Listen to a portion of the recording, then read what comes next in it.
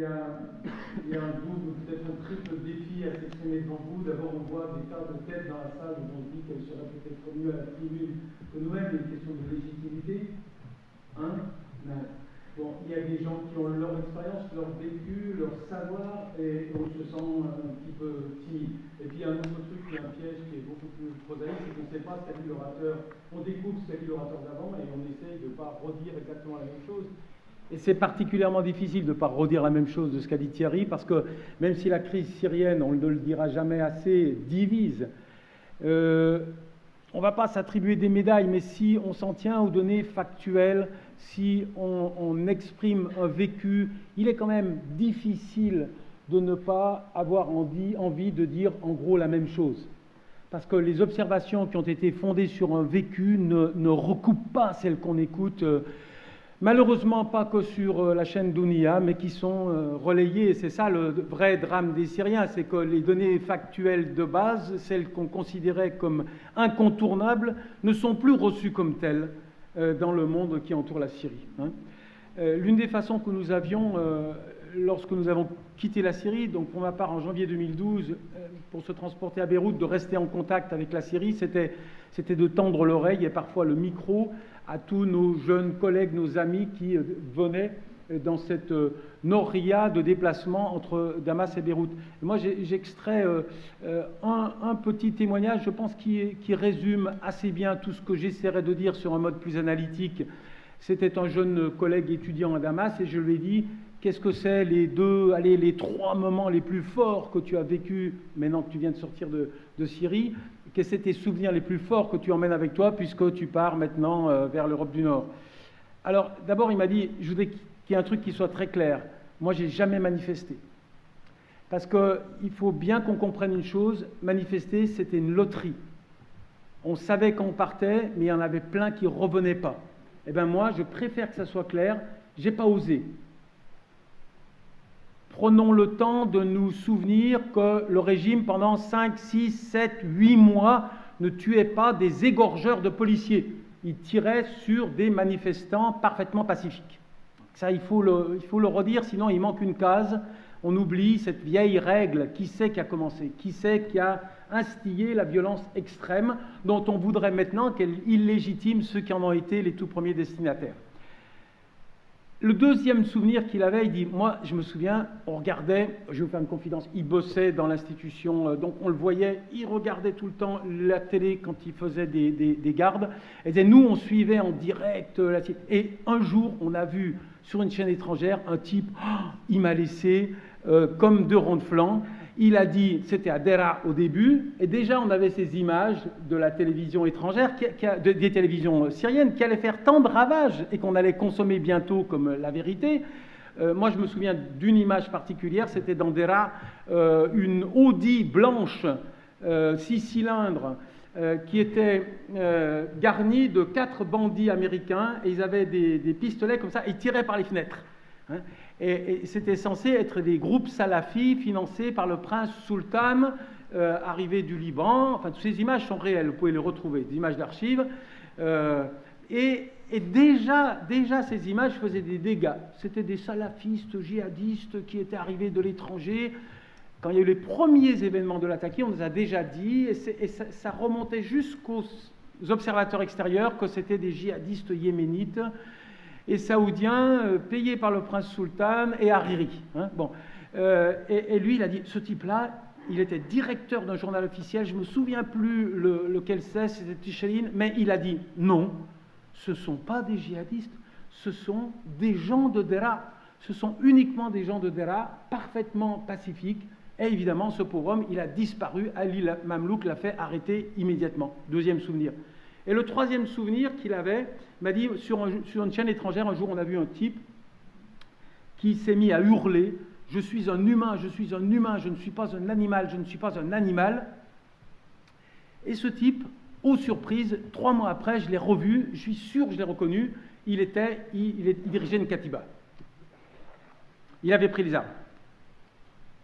Bon, Réfléchir sur les modes de gouvernement de la Syrie de demain, c'est bien sûr exorciser cette variable qu'on nous a instillée dès le début, qui est celle du djihadisme sectaire, de l'islamisme, et qui ruine maintenant la capacité de mobilisation de la communauté internationale à l'égard de l'opposition, qui aboutit à nous mettre dans des situations où, ben non, ça serait, le mal serait encore pire que celui, les forces politiques que nous allons aider à arriver au pouvoir seront encore pires que celles que la population syrienne a combattues. Et ça marche, c'est efficace. Alors, répondre, exorciser ce qui est un raccourci de l'analyse, c'est pas simple. C'est pas simple. Ça a été simple dans les premiers mois de la crise. On pouvait dire, excusez-moi, j'y étais dans la manif, j'ai bien vu que ça tirait d'en haut, ça tirait pas de l'intérieur de la manif. Mais après, ça s'est complexifié. Après, le nombre des observateurs crédibles a diminué. Après, bon, il y a des résultats des urnes dans d'autres pays, il se passe des événements, des transformations du paysage politique arabe qui font que on veut fabriquer l'avenir de la Syrie avec nos peurs, et pas avec un regard rationnel et construit. Alors, il ne s'agit pas de nier la présence de groupes sectaires et radicaux inadmissibles, infréquentables. Il ne s'agit pas de minimiser les inquiétudes très légitimes qui en résultent, dans une partie de la population syrienne, bien sûr, et dans l'opinion internationale. Il faut seulement se donner les moyens de répondre lucidement à la question suivante: est-ce qu'il est aujourd'hui ou non légitime d'aider l'opposition syrienne, ou bien de craindre que cette aide contribue à l'arrivée au pouvoir de groupes inacceptables? Il faut l'arrêter et miser sur le maintien au pouvoir du régime syrien. Quel est mon raisonnement pour arriver à cette conclusion? Je vous propose de le partager. D'abord, il faut faire une appréciation qualitative. Qu'est-ce que c'est les groupes sectaires? Qu'est-ce que c'est les méchants? Comment on les définit? Et puis après, combien sont-ils? Et puis après, quel est le processus qui les a fabriqués et leur a donné cette visibilité pour que, le cas échéant, en fin de crise, on puisse faire marche arrière et gérer cette présence dont il ne s'agit pas de nier la réalité. Il faut donc en comprendre les causes. Où se trouve la ligne rouge? Qu'est-ce que c'est un djihadiste? C'est un monsieur qui se battait avant et qui se battra après. C'est un monsieur qui se bat en Syrie, mais qui se battait ailleurs et qui pourrait demain se battre ailleurs. D'accord? C'est quelqu'un qui est dans une mobilisation qui, dans le temps et dans l'espace, n'est pas dans la temporalité, dans l'espace du conflit syrien, et il le fait avec des instruments qui sont clairement situés de l'autre côté de la ligne rouge de ce qu'on peut accepter, qui sont ceux de la stigmatisation sectaire. Il veut imposer un ordre institutionnel qui est l'expression de la vision qu'il a de sa religion, et qui, de facto, illégitime les autres composantes du paysage politique de la nation syrienne, dont on sait, cela nous a été rappelé, qu'il est très composite, qu'il est très complexe, et qu'il n'est pas question que la norme commune émane d'une seule communauté. Elle doit forcément se placer au-dessus des appartenances individuelles, puisque ces appartenances sont multiples. Combien et où sont-ils? On peut en discuter pendant des heures, mais pour une fois, il y a à peu près un consensus sur le nombre de combattants radicaux, inacceptables dans le cadre d'une sortie de crise. 10 000, 15 000. Mais on est dans un ordre de grandeur que, numériquement, les groupes radicaux, qui ont une efficacité militaire à certains égards supérieure à leur nombre, représentent 10, 12, 15% des combattants sur le terrain, et pas 50 ou 60%. Mais bien sûr, pour arriver à une conclusion assez fine, il faut que la définition qualitative ne dérape pas. C'est-à-dire que si quelqu'un s'est laissé pousser la barbe et dit « Allahu Akbar » chaque fois qu'il attaque quelque chose de sérieux dans la journée, on ne doit pas automatiquement le disqualifier. Il ne devient pas un individu politiquement illégitime. Et c'est là qu'il y a une exigence qui n'a pas toujours été saisie par l'opinion publique occidentale, c'est que nous vivons une période de l'histoire de cette région du monde, ça plaît pas, ça perturbe, mais où le curseur moyen des appartenances politiques se situe, qu'on aime ou qu'on n'aime pas, parmi ceux qui, dans un contexte historique déterminé, mettent en avant leur appartenance à la religion musulmane comme une espèce de, je dis, de logistique du processus de repositionnement à l'égard de l'Occident. La référence islamique n'est pas seulement sacrée, elle est peut-être avant tout endogène. Hein, et donc on utilise un homemade language. C'est de chez nous, c'est pas de chez vous. Et cette dimension réactive ne doit pas nous faire discréditer la totalité des acteurs politiques qui en font usage. Il faut donc construire rationnellement parmi des gens qui majoritairement, c'est pas la peine de le nier, se sont laissés pousser la barbe. Mais il faut savoir que la répression en Syrie depuis les années 80, c'était quand même déplacer des gauches marxistes vers les courants qui avaient été l'avant-garde de la rébellion, la première rébellion sérieuse contre le régime en 1980, en 1979, 80, 82 à Hama. Et donc, effectivement, de façon réactive, nous avons, c'est pas la peine de le nier, une majorité de gens présents sur le terrain qui, parce que la Syrie est majoritairement sunnite, s'expriment à l'intérieur s'expriment avec le lexique religieux. Quelles sont les racines? Il me reste 3 minutes. Quelles sont les racines de la radicalisation? Il faut les énoncer pour savoir si on l'a prise sur elle. Hein. Alors, je les ai mentionnés, la relative centralité des courants islamistes de nos jours, le fait que la population est une majorité sunnite, le fait que cette expression de l'appartenance religieuse a été contredite par le régime pendant 40 ans, mais immédiatement, il faut dire que cette radicalisation sectaire, c'est le produit du croisement entre un certain nombre de données objectives que je viens d'évoquer et la stratégie systématique du régime depuis le début du conflit, qui a déjà été survolé par mon prédécesseur. La contribution du régime à la djihadisation, à la confessionnalisation de la résistance, elle a été multiple. Cela a été dit, il y a eu un différentiel de répression selon la nature des communautés. Vous avez déjà vu du gaz lacrymogène en Syrie? Eh bien, s'il y en avait, ça existe. Mais pour les Druzes et pour les sunnites, c'était plutôt des balles vives dès le début. Dans les entretiens que j'ai recueillis, il y a un garçon de l'attaqué qui dit « Crois-moi, si tu étais sunnite, il était impossible de ne pas prendre les armes. » Je ne dis pas que c'est la réalité, mais il y a eu une perception, il y a eu un différentiel de répression selon les appartenances confessionnelles.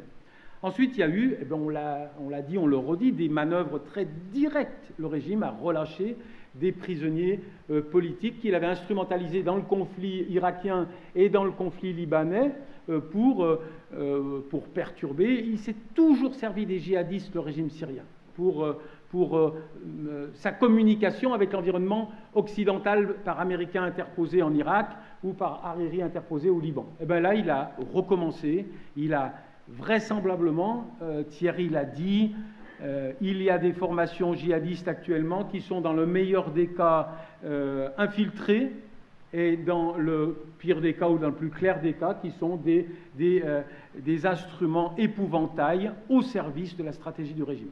Une variable qu'on n'emploie jamais suffisamment, l'ASL, c'est un gruyère, c'est manipulé, il n'y a pas d'homogénéité de commandement et donc le régime, ses services font un petit peu tout ce qu'ils veulent sur le terrain. Largement infiltré, il y a des tas de témoignages. J'ai quasiment terminé. L'autre facteur qui a accéléré ce processus, c'est... Il ne s'agit pas de critiquer les Occidentaux a posteriori, c'est un peu facile. Mais disons que les Occidentaux ont ciblé l'opposition politique en exil bien davantage que les groupes armés sur le terrain. Donc elle a cherché à se constituer des interlocuteurs politiques en exil et elle a laissé s'autonomiser le vrai pouvoir sur le terrain qui était militaire, laissant l'action fonctionnelle et efficace à l'Arabie Saoudite et au Qatar, avec indiscutablement, après, un certain prix, puisque quand on avait, encore une fois, des poils au menton, mais plus longs que les miens, je vous rassure, les miens ne suffisent pas, on avait plus de chances d'être financé que si on s'affichait comme des formations plus explicitement laïques. Ma conclusion, c'est comment la Syrie va-t-elle sortir de la crise? Jusqu'à présent, je disais souvent comme la Libye. Puis depuis ce matin, je suis un peu plus mal à l'aise, puisque un groupe a enlevé le Premier ministre, mais ça ne fait rien. Je prends l'exemple libyen. La Libye nous offre un exemple de ce processus long, difficile, exigeant que devra traverser la Syrie, qui sera de ramener tous les acteurs armés sur le terrain de la confrontation politique. Est-ce que ça se fera du jour au lendemain? Non, certainement pas. Ça sera un processus long, difficile et exigeant. Mais tous ceux qui, dans cette pièce, connaissent la Syrie savent très bien que le curseur politique manié par la population syrienne n'ira jamais se loger sur Taliban version Damas. Ça, c'est l'expression voulue par le régime. Ça ne sera pas, c'est risqué de parler au futur, mais il y a de très faibles chances que ça puisse être l'expression collective de la société syrienne dès lors qu'elle aura repris la parole. Et la conclusion de la conclusion, c'est donc que rien ne devrait donc détourner aujourd'hui les efforts de la communauté internationale en général, de la France en particulier, pour soutenir l'effort, mais peut-être bien en allant jusqu'à ce gros mot, jusqu'à dire l'effort militaire de l'opposition, parce qu'on voit très difficilement une solution politique efficace se profiler à l'horizon. Merci beaucoup de votre attention.